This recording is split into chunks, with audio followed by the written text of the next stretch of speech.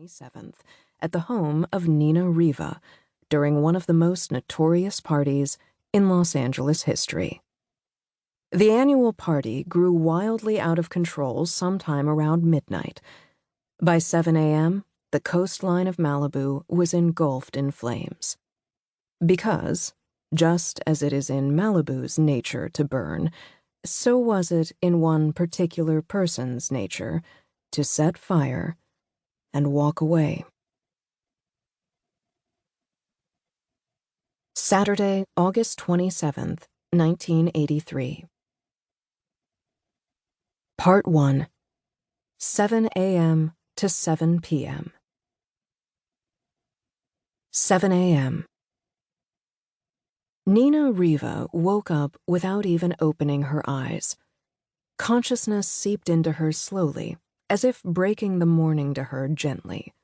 She lay in bed, dreaming of her surfboard underneath her chest in the water, before she began remembering reality, that hundreds of people were going to descend upon her house in just over 12 hours. As she came to, it dawned on her once again that every single person who would show up tonight would know the indignity of what had happened to her. She lamented it all without even peeking through the curtains of her own eyelashes. If Nina listened closely, she could hear the ocean crashing below the cliff, just faintly. She had always envisioned buying a home like the one she and her siblings grew up in down on Old Malibu Road, a shabby beach bungalow off of PCH, built on stilts, extended out over the sea. She had fond memories of sea spray on the windows, of half-rotted wood and rusting metal holding up the ground beneath her feet.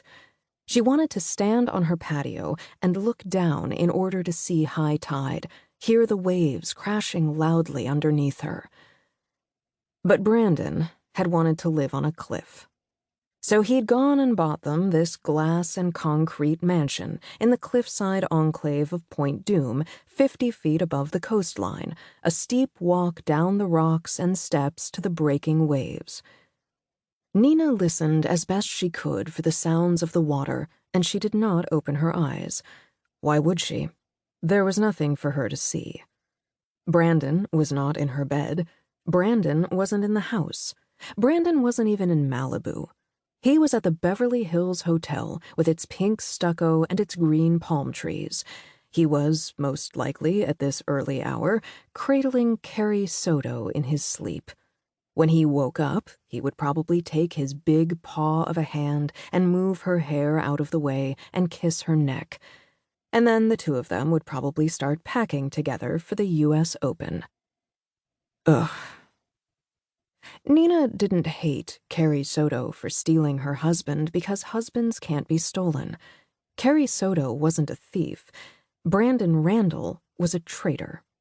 He was the sole reason Nina Riva was on the cover of the August 22nd issue of Now This magazine under the headline, Nina's Heartbreak, How One Half of America's Golden Couple Got Left Behind.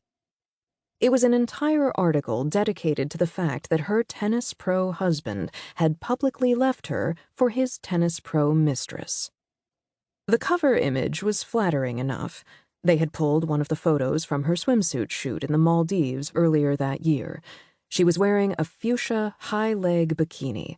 Her dark brown eyes and her thick eyebrows were framed by her long brown hair, lightened from the sun, looking a tad wet, a faint curl still in it. And then, of course, there were her famous lips. A billowy bottom lip topped by her thinner upper lip, the Riva lips as they had been dubbed when they were made famous by her father Mick. In the original photo, Nina was holding a surfboard, her yellow and white Town & Country 6-foot 2-inch thruster. On the cover, they had cropped it out, but she was used to that by now. Inside the magazine, there was a picture of Nina in the parking lot of a Ralph's grocery store from 3 weeks prior. Nina had been wearing a white bikini with a flowered sundress thrown on over it. She'd been smoking a Virginia Slims and carrying a 6-pack of Tab. If you looked closely, you could tell she had been crying.